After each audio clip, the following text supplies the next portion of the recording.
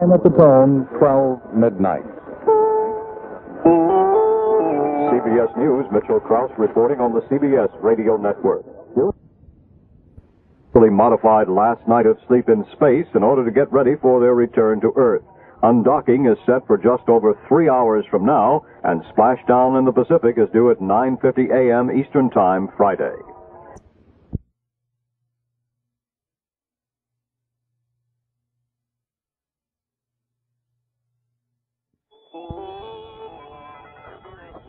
Doug Pulling reporting on the CBS radio network.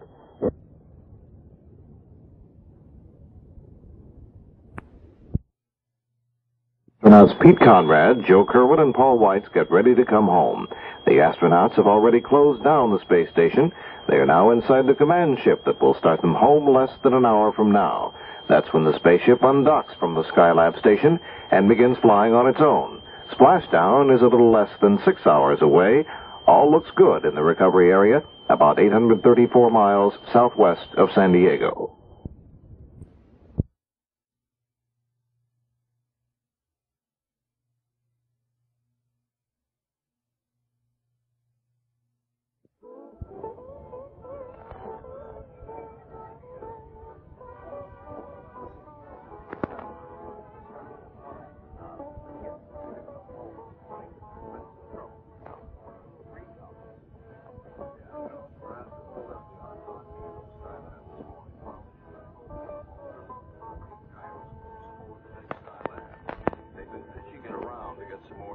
On the refrigeration system aboard.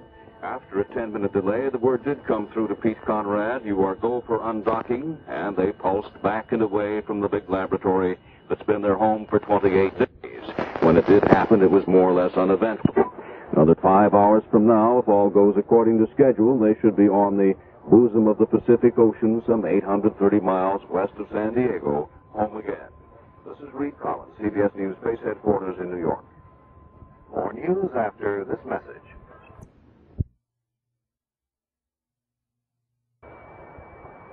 Good morning. This is Dallas Townsend with the CBS World News Roundup. It's Back to Earth Day for the Skylab astronauts. Splashdown coming up in the Pacific. Reed Collins reports from CBS News Space Headquarters in New York. Undocking was delayed a few minutes while Mission Control tinkered with the big space station, but finally word was passed to the crew to take leave of the mother ship. Skylab Houston, we're in that hold CMG. You're go for undocking. Okay, stand by. Roger. Okay, we're free. We got 0.4 of a foot per second, Houston. Roger. Bye-bye, Skylab. A later braking burn put the command vessel into a lower orbit, and still another one will send it screaming toward the atmosphere and home. Mission Control, meanwhile, is trying to discover why the refrigeration system aboard Skylab seems to be heating up, a process that could seriously impact future missions. For now, however, the primary concern is for Conrad, Kerwin, and Weitz and their date with the recovery carrier Ticonderoga that waits 830 miles off San Diego. This is Reed Collins, CBS News Space Headquarters in New York. Aboard the Ticonderoga, ready to pick up the Skylab astronauts, some thought already is being given not only to the next Skylab mission, scheduled to commence in July, but also to the joint United States-Soviet spaceflight being planned for 1975. Dr. Charles Ross, the chief astrophysicist, talks about an exchange of spaceflight information. I think that as the Russian-U.S. mission does come closer, that we will more or less be forced into accepting more of a mutual trade-off on data, because you certainly have to understand the man as well as you have to understand the systems, and of course we are trading off information to a certain extent on systems compatibility. Dr. Ross, speaking on that noisy circuit from the Ticonderoga, expects that each country will have useful information to give the other. The way they found it, in mechanical trouble. A refrigeration system is failing on board the Skylab. That puts food and water supplies as well as biological experiments in danger. This morning, NASA's Neil Hutchinson told newsmen, "We're a long ways from understanding what's wrong with it. We took some steps, some fairly drastic steps tonight before the crew left to try and see if we could recover the situation It's hard to say yet whether we've been successful, but it doesn't look very good at the moment. But the splashdown of the astronauts is still proceeding on schedule.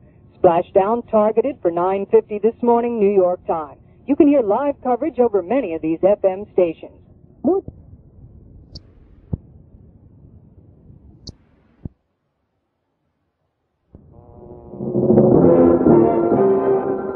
News of the hour, on the hour, from American Information Radio.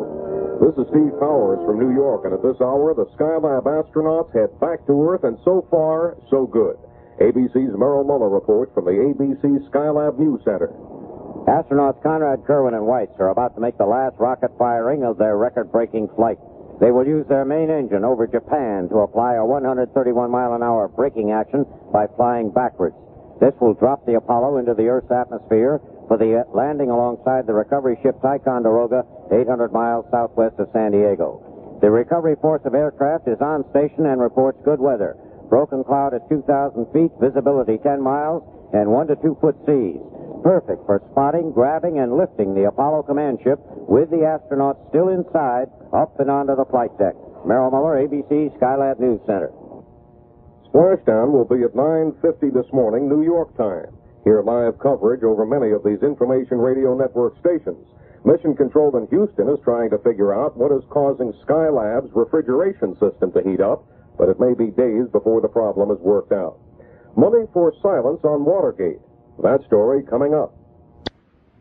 Contact with any ground station, the command vessel should have separated from its service module, leaving the module to tumble and eventually burn up in the atmosphere. The Apollo spacecraft, of course, is designed to take this punishment, ablate the heat, and preserve the men inside. The target point is a little patch of the Pacific, some 830 miles south and west of San Diego, California. Out there, the old aircraft carrier Ticonderoga is on station. The rescue forces arrayed about it, the plan calling for Conrad, Kerwin, and Weitz to remain aboard their spacecraft until that carrier lifts them and their craft aboard the ship. Let's get a look at what's going on out there, and newsman Bill Larson. In less than 5 minutes, Skylab astronauts Pete Conrad, Joe Kerwin, and Paul Weitz in the command module will re-enter the Earth's atmosphere at 400,000 feet. Waiting here in the Pacific splashdown area are some 1,700 sailors and civilians on the recovery ship. We've been aboard for the past week, covering other possible splashdown points in case the Skylab astronauts had to come down early. But the mission has gone its full length, and astronauts Conrad, Kerwin, and Weitz have spent more than 28 days in space, breaking the Russian record of more than 23 days.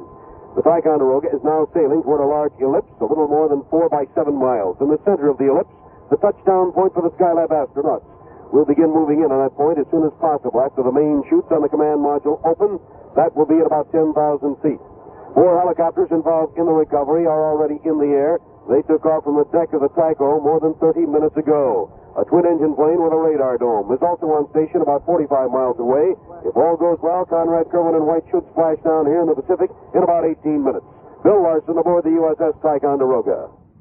As a matter of fact, the men themselves haven't been heard from for more than an hour. They're flying over portions of the northern Pacific at this time, which have no contact with ground. And, of course, they're losing altitude all the time, heading in toward that point in about a minute and a half where they'll begin to first sense the Earth's atmosphere at 400,000 feet. And at that time, they'll begin to notice that they're beginning to weigh something after these many 28 days. But a short time ago, when they last had some contact with Mission Control in Houston and weren't really too busy, there did ensue a little conversation which is sort of emblematic of returning home. It's real pretty out there. It's 2,000 foot broken, 10 miles visibility. There's about a 12-knot breeze blowing. The wave heights are 4 feet. Air temperature is 67 degrees. There'll be 2 helos in the area. Call signs recovery and swim. And you're being awaited by the USS Ticonderoga. And we're waiting to see you back here in Houston, too. All righty. You can relay to the Tyco. We've got their Fox Corpin and our hook is down. Roger that. And that's the word from Pete Conrad. It doesn't take much, I suppose, to remind ourselves that all 3 are Navy men, pilots. Conrad, of course, the senior officer, the man who's been there before. But for Joseph Kerwin and Paul Weitz, it can never be said that they are not space veterans after this, because they, like Conrad, have spent more time consecutively than any other people on the face of the earth in the grips of space. There's a great deal to the recovery, as we've mentioned, in this particular fashion, because the fear is that they may have deconditioned their vascular systems considerably along those long, long days, hence the reason for the concern over the recovery. Let's return now to the Ticonderoga and Bill Larson. At this moment, astronauts Pete Conrad, Joe Kerwin, and Paul White are to have broken into Earth's atmosphere at 400,000 feet, generating temperatures as high as 4,000 degrees on the heat shield of the command module. But that heat never reaches the inside of the capsule, fortunately. Here on the prime recovery ship, sailors and civilians alike will soon begin scanning the skies, trying to spot the huge parachutes that will float the command module gently into the Pacific. An overcast may make that difficult, and the weatherman here on the Tycho, Lieutenant Commander Glenn Flitner, has been keeping an eye on it. At the present time, we have a pilot observation. The base of the cloud deck is at 1,800 feet. The top's at 2,600 feet. The visibility beneath the cloud deck is now 10 miles. The wind is blowing from the northeast at about 12 to 14 knots. The relative humidity of the atmosphere is 78%. The dry bulb air temperature is 64 degrees Fahrenheit. Waiting and watching here on the prime recovery ship, some 835 miles southwest of San Diego in the Pacific. Bill Larson aboard the USS Ticonderoga. And back at CBS News Space Headquarters in New York, we were mentioning the possibility of deconditioning. This became evident first in Joseph Kerwin. Then White's began to show a little of it during their tests aloft, and it's presumed now that Pete Conrad's conditions also has deteriorated just a bit, leading to what the doctors call orthostatic hypotension. Hypotension being less tension in the lower extremities of the body than you really need to keep the blood pumping about. Hence the reason for the extra concern and caution, the decision to leave the men aboard the spacecraft until the carrier itself can winch them and the craft aboard ship and aboard the deck. There's no real concern about human viability in this. It's just the fact that others, the Soviet Union cosmonauts among them, have occasionally stood up after long periods of space flight and fallen right over because of the fainting factor, the body fortunately falling supine, and then the blood does, of course, return to the brain where it has to be, and consciousness ensues.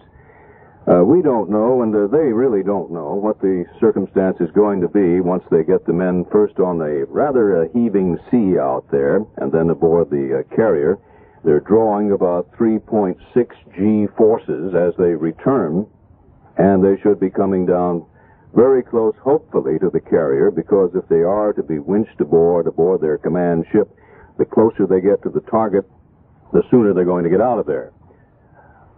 We're going to make our way back to the ship. The Ticonderoga is really the main communications point as well as the focal point of interest because, as we say, there is no communication with the men aloft. Let's go back now to the carrier. Newsman again, Bill Larson. 834 miles southwest of San Diego. That's the splashdown point for Skylab astronauts Pete Conrad, Joe Kerwin, and Paul White. And that's our destination here on the recovery ship.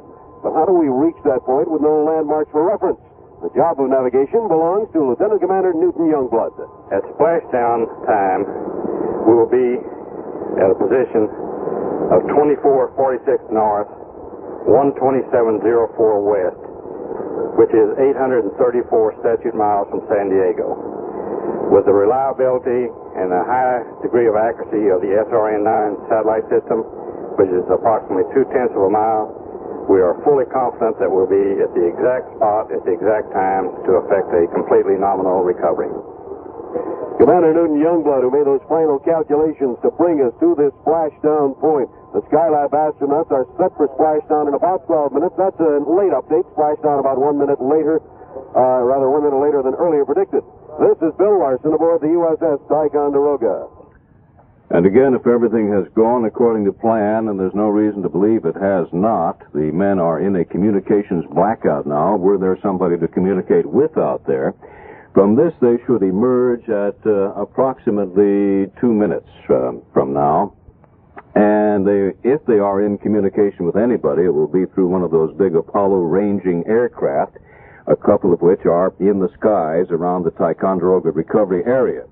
This Araya communications, as we've heard in recoveries past, is not normally terribly good, but at least it does give Mission Control in Houston, Texas, and the recovery forces the first indication of how things are and how things went during the extreme portions of reentry. The maximum G-forces, as we've indicated, is computed to be about 3.6. That's considerable, not quite as much as men coming back from the moon have had to endure. But men coming back from the moon have not had the difficult impost of having been weightless for 28 full days. Those who've gone to the moon have had the benefit of the 1/6 G environment up there, while the command module pilot has been whipping around the moon weightless. But we're talking now on the order of 9 or 10 days and not the better part of a full month, as these men have gone through it. But the tone of the men as they got up, and that was some 13 hours ago, mind you, to get ready for all of this, has been good throughout. They got a little extra effort during the first portions of the wee hours when Mission Control noticed something wrong with the workshop's refrigeration system, the dual coolant loops that are supposed to keep things cool inside and to refrigerate important materials, the body fluids and things that the crews are required to bring back. Well, there's something wrong with that aloft, and it's really uncertain at this hour whether that can be fixed or not. In fact, hiding in the background of the human recovery story that we're telling you is the possibility that future missions may somehow be impacted by the refrigeration problems aloft. Nobody thinks about that now. They have assigned the Skylab, which is empty, just a big summer home floating along up there. They've assigned that to another series of flight controllers at Mission Control, but they're off in the corner, sort of monitoring that, still playing with the refrigeration system. But the main concern, of course, is with the men who are returning and who should, at this particular time, have exited from the communications blackout of reentry, and perhaps will be in communication shortly with one of those aircraft which are orbiting around the old Ticonderoga. For the old Tycho, as it's known affectionately, the mission here is about the last one. We understand it's due for the scrap heap before too long. The ship has radar contact, I am informed now, through Mission Control in Houston with some object, and it may well be that some visual sighting is going to be available. Let's go to Mission Control, and Jack Riley may tell us what he's able to find out there. We have sort of a three-cornered situation now with contact both with the Ticonderoga and through Mission Control in Houston. Spacecraft should be out of blackout. We'll stand by. The voice of Mission Control, Jack Riley. He's standing by to hear something. Tycho reports range 95 miles. 7-8 miles.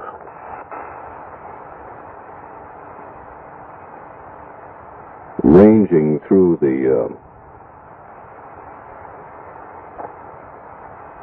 radar, you can tell in a Doppler effect where the range to go is. But very shortly, within a couple of minutes, they'd better be over the Tycho because the parachute deployment system is supposed to begin about that time. We hear very little out of Mission Control because they hear very little out of that point out in the Pacific, 35 miles from San Diego. They're listening, as are we. It's dawn now. There is a low cloud cover, not very thick. The bottoms of it, though, about Skylab Houston through the Ra. How do you read?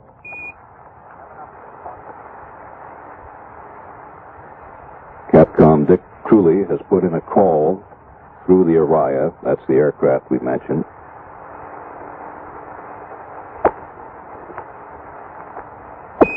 Skylab Houston through a Ra 1. How do you read?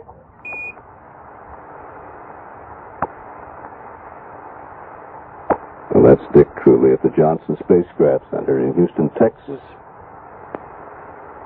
And we're going to keep monitoring both the situation of Mission Control and that from the vessel itself, from the Ticonderoga.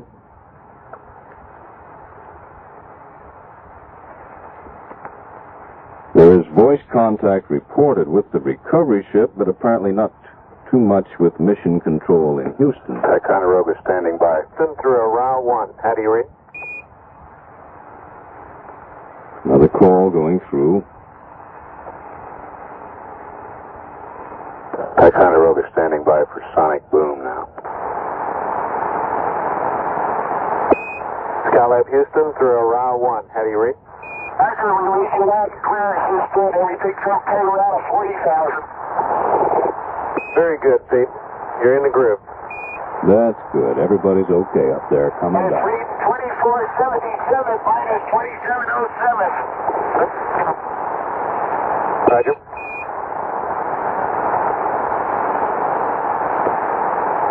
So they wrote it down, and they've written it out so far. The next thing, of course, the parachutes. And an exact fix. They may not be directly over the carrier. In fact, the carrier went downwind a little bit. Guidance reports the computer is reading right on for landing. Yeah, that's good. Carrier with its skipper, Captain Norman Green, has to keep moving. It can't stand dead in the water and get up speed to go someplace else. So it has a rather tricky, if much slower role to play in this arabesque going on. Not really knowing where it's... Should be getting main shoots within the next few seconds. Where its dancing partner is going to come down, but it has to be fairly close to make the catch successfully.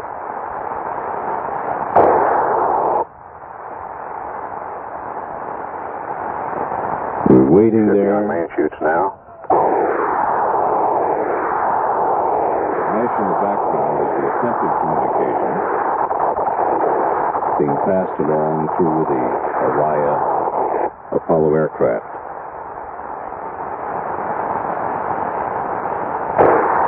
We don't hear too much. We did hear the cheering word of Pete Conrad, who on the 25th said...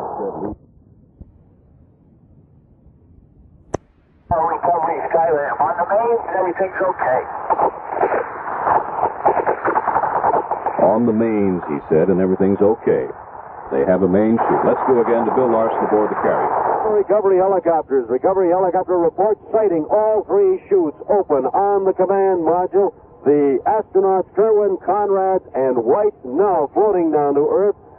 We heard a sonic boom just a little while ago. That was created by the command module as it came rushing through the Earth's atmosphere at tremendous speeds. But the latest word we have is that the recovery chopper has sighted the three main chutes open, visual contact on the command module. We have an overcast skies here in the Pacific, 834 miles southwest of San Diego. We're keeping our eyes on that overcast, waiting to see when that command module breaks through this cloud cover. The cloud cover is relatively thick this morning. It's about 800 feet thick, and it's at about 1,800 feet. The recovery helicopter was above that cloud cover to get a look at the command ship, and everything reported going fine. That's the word we get from the command ship. No visual sighting for us yet for the command ship. This is Bill Larson on the USS Ticonderoga. Listening through Mission Control in Houston now, we can hear the conversations between the recovery helicopter and Skylab, as they call it, coming down. Okay, we're at 4,500 feet. Everything's good. Again, Pete Conrad. Recovery, this is Ticonderoga. Request you carry Skylab for computer readout. Recovery. Roger. Skylab, computer readout. Skylab, say again. Do you have a computer readout, over? Yes, sir. 24.78. 127.06. Ticonderoga. Ticonderoga, roger. Out.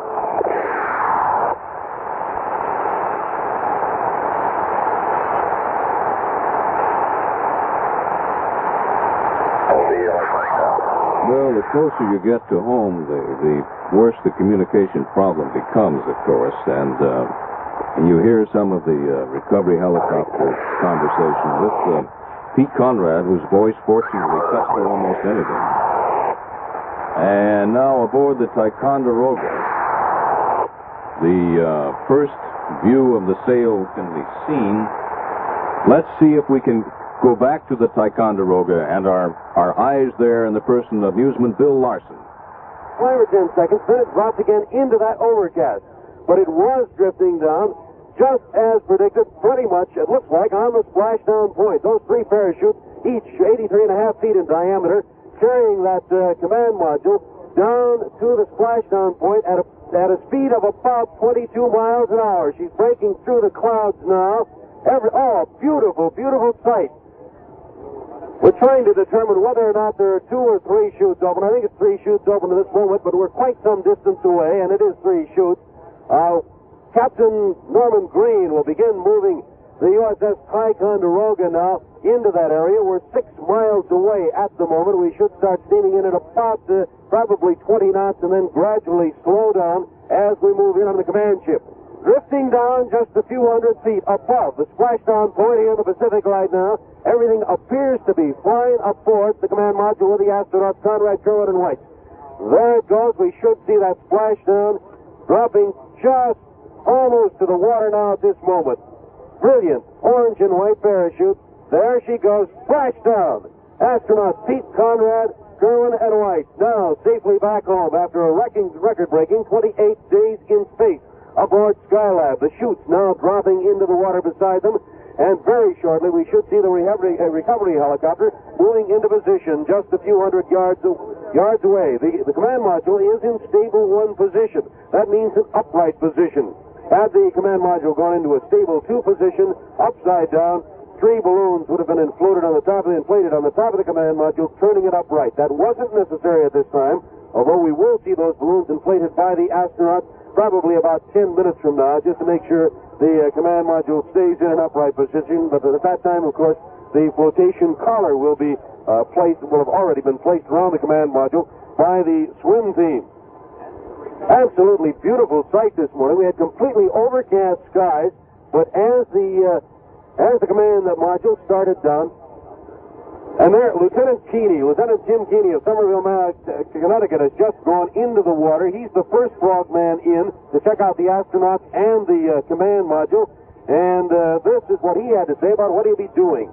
My first job is to jump with the sea anchor as close as possible to the command module. The helicopter helps in this case. I can jump right on top of it if I want to, but I jump as close as possible and attach the sea anchor to stop the drift of the command module. Then I signal in a recovery helo to drop the flotation collar with 3 swimmers who in turn help me put the flotation collar on. The main purpose is to actually steady the command module in the water. It stops the bouncing back and forth and up and down movement and makes it pretty calm, and it obviously makes the ride much easier for the crew inside.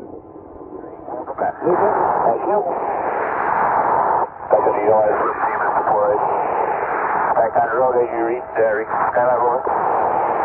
Recovery, Ticonderoga, request to receive, over. Roger, Skylab reports everyone's in super shape, over. And that's the word that we've been waiting for. The Skylab, which is really an Apollo spacecraft, the command ship, is on the Pacific. Pete Conrad has reported to the swimmers in the water, and the word has been relayed also back to the Ticonderoga, back through Mission Control in Houston, and just now through us. But everything is okay. The men, of course, have a little wait until they can be winched aboard the Ticonderoga's decks. But they have returned. They have completed their 28-day record flight in space. The big Skylab orbiting laboratory continues high above them in its orbit, having a little refrigerator trouble, but after all, it's the middle of summer, and we may not know for days whether the next crew can conveniently go aloft July 27th when they're scheduled. The important thing is the 3 men we sent there first are back, they're safe, and soon, hopefully, will be aboard the aircraft carrier Ticonderoga in the Pacific.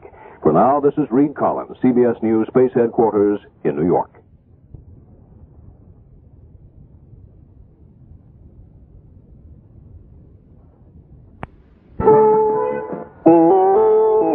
CBS News. Dallas Townsend reporting on the CBS Radio Network.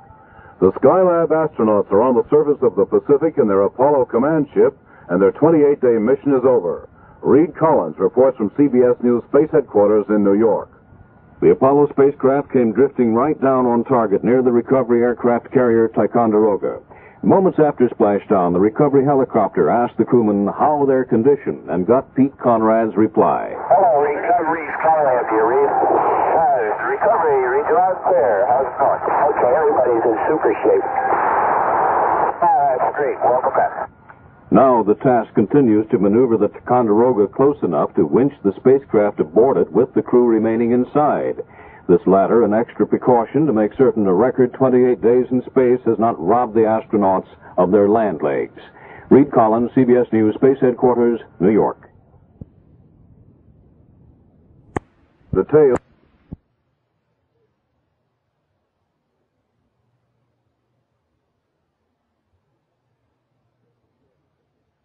McCord reporting that Skylab's astronauts are home, safe from man's longest space voyage. Jay Barbary reports from the Kennedy Space Center. The Skylab 1 astronauts came home from man's longest space journey and are now waiting inside their command ship to be lifted aboard the aircraft carrier Ticonderoga. The astronauts will be moved immediately to a mobile medical laboratory to begin several hours of tests by medical men to see how well they withstood 28 days in space. The Skylab crew, Charles Pete Conrad, Dr. Joseph Kerwin, and Paul White, ended their journey 830 miles southwest of San Diego, California, when their spacecraft rode to the Pacific waves, dangling under 3 orange and white parachutes. At the moment, the recovery ship is moving toward the command ship to lift it on its deck. When this happens, the recovery ship will head immediately to San Diego, where it is expected to dock about 1 p.m. Eastern Time Sunday. Jay Barbary, NBC News at the Kennedy Space Center. More news after this.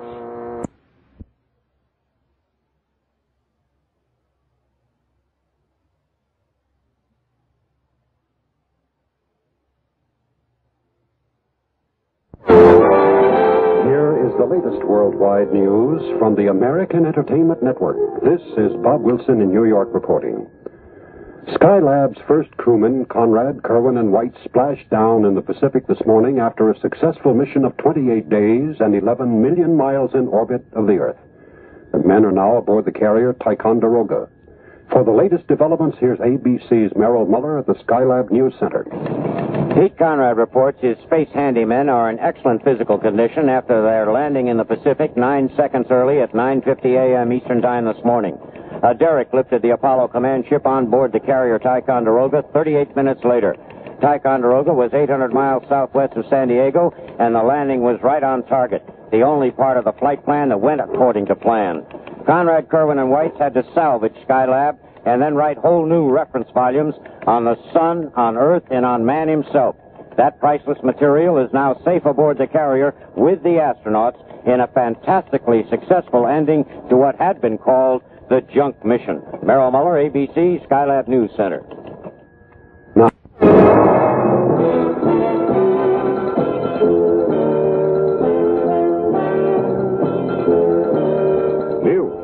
The hour, on the hour, from American Information Radio. This is George Engel from New York. And at this hour, the Skylab astronauts are back. After a pinpoint landing in the Pacific Recovery Zone this morning, the astronauts are on the carrier Ticonderoga and starting their medical tests. ABC correspondent Merrill Muller reports from ABC Skylab News Center. Pete Conrad got his way. His all-Navy crew walked off their spaceship. Conrad now is the medical mystery man after 4 space flights, striding forcefully as he did straight into the mobile hospital for another exam. Paul White seemed to have adapted quickly back in Earth's gravity, but he leaned heavily on an aide's hand.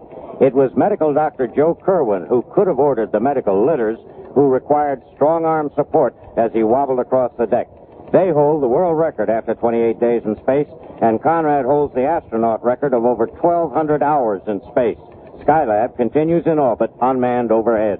Merrill Muller, ABC, Skylab News Center.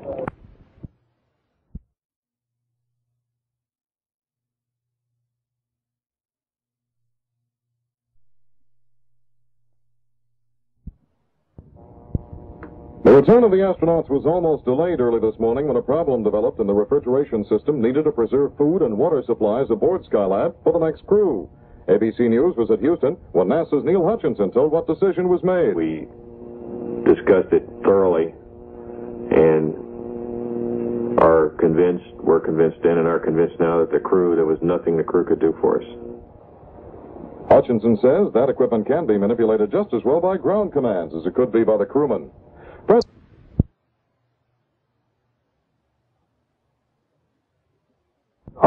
The Skylab 1 astronauts rode their space capsule back to Earth with pinpoint precision, splashing down in the Pacific about 840 miles southwest of San Diego.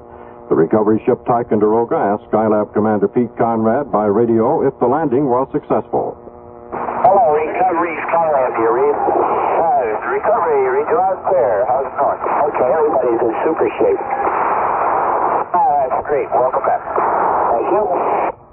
The Ticonderoga then steamed to pick up the capsule with the astronauts still inside in a departure from past recoveries when the spacemen were lifted to the carrier by helicopter. President Nixon said occasionally he looks forward to meeting them Sunday at San Clemente. More news after this.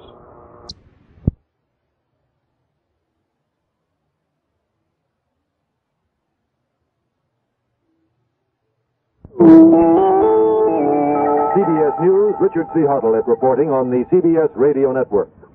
The three Skylab astronauts are back from 4 weeks in space. Pete Conrad, Joe Kerwin, and Paul Weitz landed right on time and right on target, just 6.5 miles from the main recovery ship, the USS Ticonderoga in the Pacific. They stayed inside their spacecraft as was planned, while the Ticonderoga pulled alongside and hauled it aboard.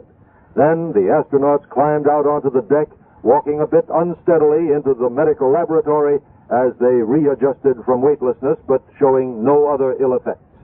Waiting for them was a message from President Nixon saying the Skylab mission was a source of intense pride for the American people.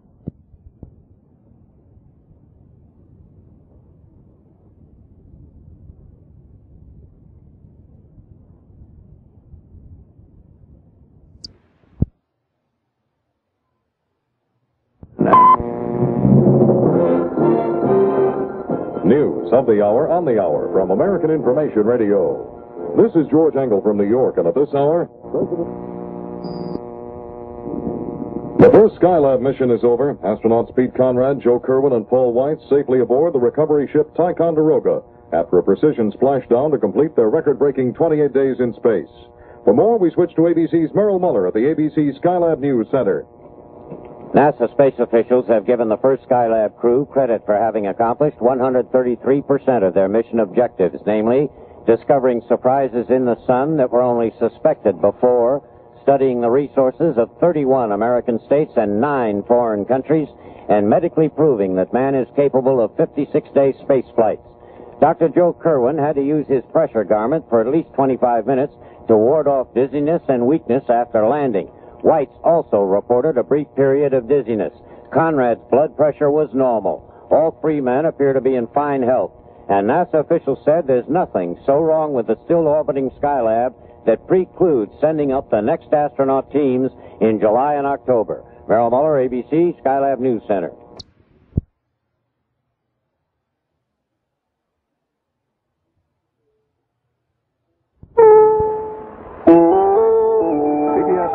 John Meyer reporting on the CBS Radio Network. The 3 Skylab astronauts are safely back on Earth aboard the carrier Ticonderoga after a record 28 days in space. But blood pressure after living a month without gravity presented a bit of a problem. More on that from CBS News correspondent Steve Young. The astronauts were a little dizzy when they got back, reporting a lightheaded feeling while they bobbed inside the command ship on the surface of the sea. Moving their heads made it worse, so they didn't. All 3 crewmen wore pressure suits but didn't seem to need them in order to walk or prevent blacking out after 28 days in space.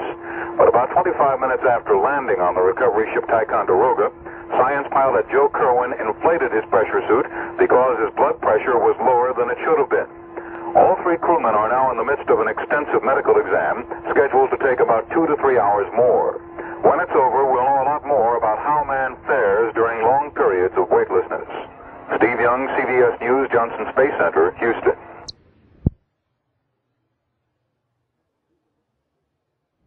Chief Physician says Pete Conrad, Joe Kerwin, and Paul Weitz are in excellent shape after spending 28 days in space. The three astronauts are now undergoing 6 hours of medical tests aboard the recovery ship Ticonderoga. They splashed down this morning just 6.5 miles from the ship. In Houston, NASA Director Dr. James Fletcher made it clear he was happy with the way things went. Needless to say, we are all very pleased and excited that the SL2 crew has arrived safely. It was a spectacular recovery, one of the best and one of the smoothest. NASA Director Dr. James Fletcher. President Nixon has invited the three astronauts to San Clemente Sunday. At the tone, 2 p.m.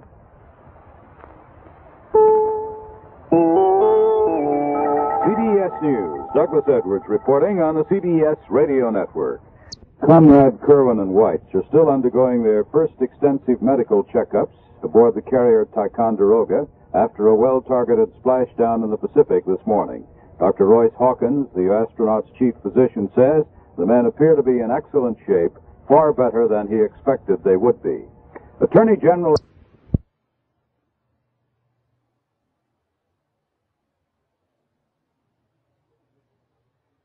Astronauts are said to be in good shape after their 28 days in space. Conrad, Kerwin, and Weitz are being called the Fix-It crew because of the repairs they made while aboard Skylab. At one point, Conrad had to go outside the space laboratory with a hammer and beat on a battery charger to get it working. In Houston, NASA Director James Fletcher showed off a replica of the hammer he says symbolizes the mission. Whereas the last three Apollo missions might be symbolized by a lunar rover, this SL2 mission can be symbolized by a hammer, and this is it. This is the hammer that sticks the battery. Fletcher said the Skylab 1 astronauts were the master tinkerers of space. Sunday, the astronauts will fly to San Clemente to be greeted by President Nixon and Soviet Party Chief Brezhnev.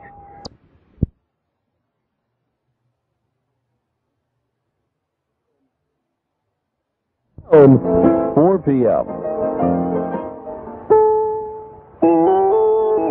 CBS News. Douglas Edwards reporting on the CBS radio network. Astronauts who successfully completed their mission today will be on hand at the President's invitation for the departure ceremonies. The astronauts Conrad, Kerwin, and Weitz have been undergoing extensive medical tests aboard the carrier Ticonderoga this afternoon, and their doctor says they appear to be in excellent shape, far better than he expected they would be. UN developments in a minute.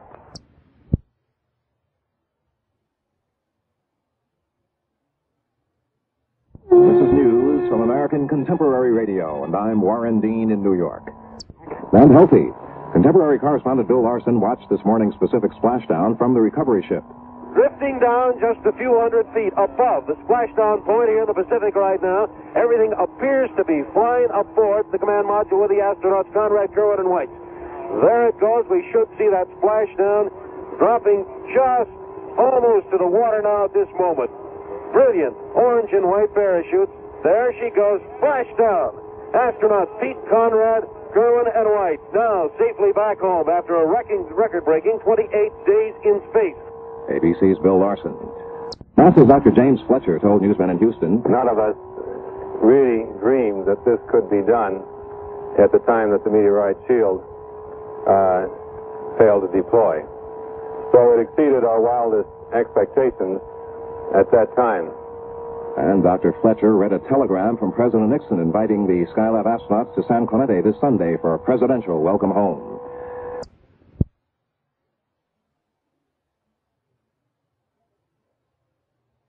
$7 p.m. Time for the evening report.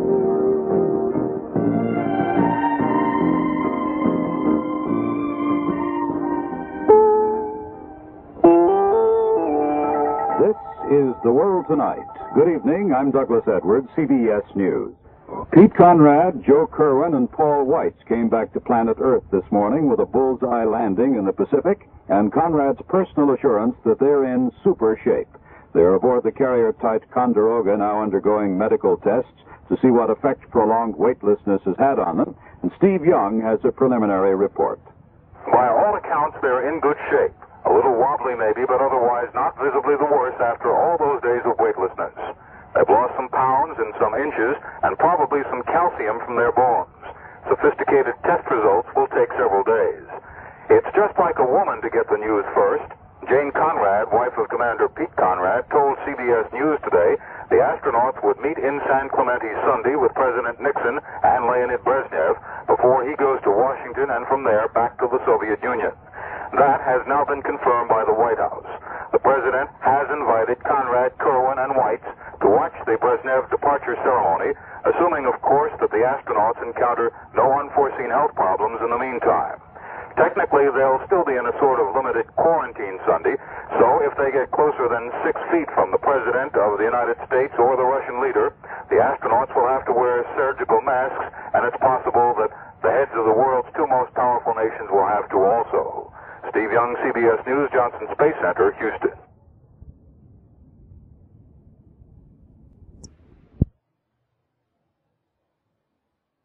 Time at the tone, 9 p.m. CBS News. This is Ann Crosman reporting on the CBS Radio Network.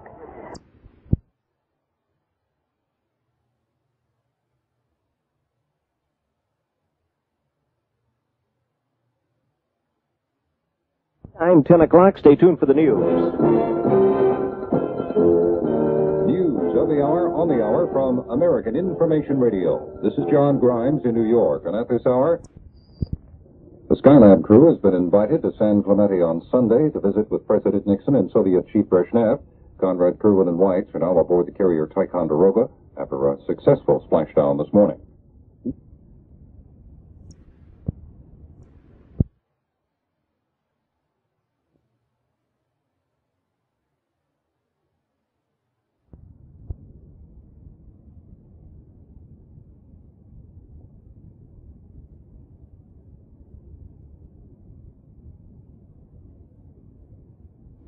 June 23rd, 1973.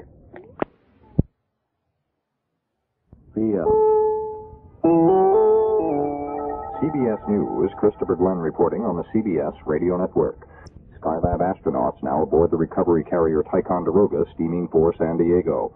There had been some concern that they would not be able to make the trip, but space agency doctors today pronounced them much improved from the ill effects felt after their return from their long period of weightlessness. Dr. Royce Hawkins was asked about speculation the president would be asked to wear a surgical mask to lessen the possibility of transferring any earthbound germs to the spacemen so soon after their return. Our plan is not to put a mask on the president. We do plan for the crews, as well as the primary contacts who accompany the crewmen, to have masks on. And certainly when they're within a 2-meter distance, this is when the masks really become critical. Now it is possible that you might see pictures of where the crew is in the vicinity of the president without a mask on, but this will be. They will be protected by placing them upwind and, in a manner where, and away from the 2-meter distance and all this type of thing. So we've got all kinds of ways of coping with our problems. Still up in the air, apparently, is what happens if the wind shifts. We'll have more news after this.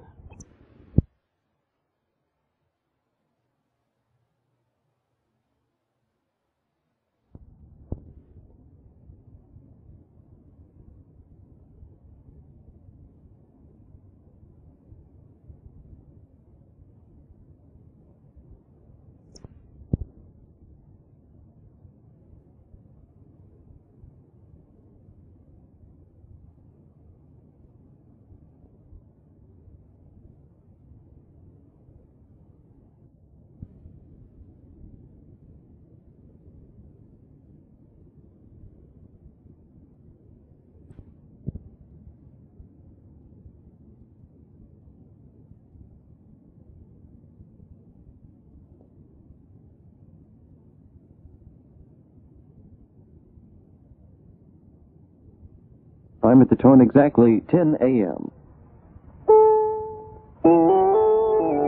CBS News, good morning. This is Steve Young reporting on the CBS Radio Network.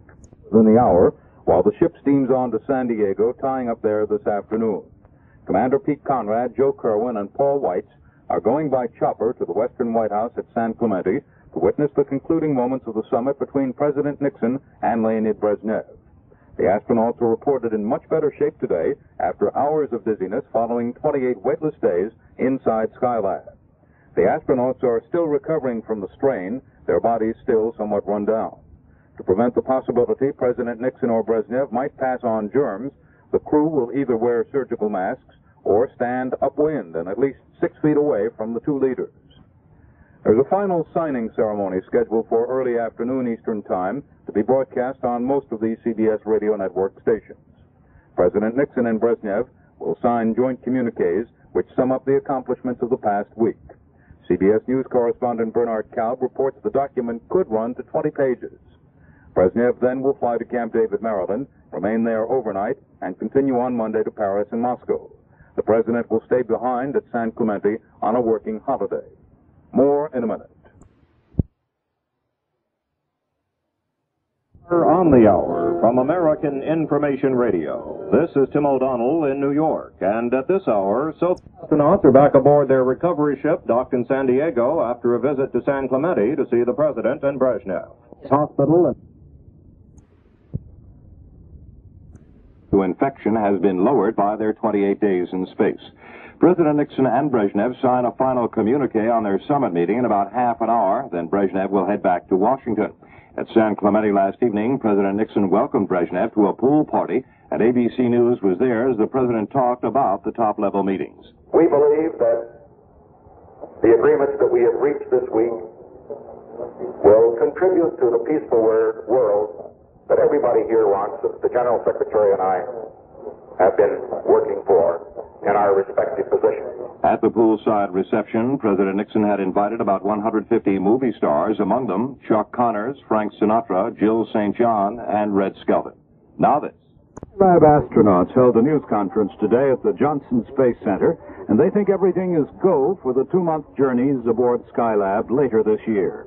Conrad, Kerwin, and Weitz seem to be in fine shape. Morton Dean has more on that story. Despite the fact that they saw no one else but each other for 28 days, the Skylab astronauts said they had no problem getting along in space and did not get on each other's nerves. Mission Commander Pete Conrad saying each man had time to himself, quiet hours for reading, thinking, and listening to music. Conrad reporting he polished off, read 3.5 books during the flight. The crewmen are rapidly readjusting to being back on Earth. Dr. Joseph Kerwin said he's unhappy, though, that people made a federal case out of his rubbery legs and upset stomach, which developed shortly after the spacecraft splashed down in the Pacific last week. In my case, it struck me that a federal case was kind of made out of the fact that the old sailor got a very classical case of seasickness on the water and on the ship after the mission, and that set me back a day or two.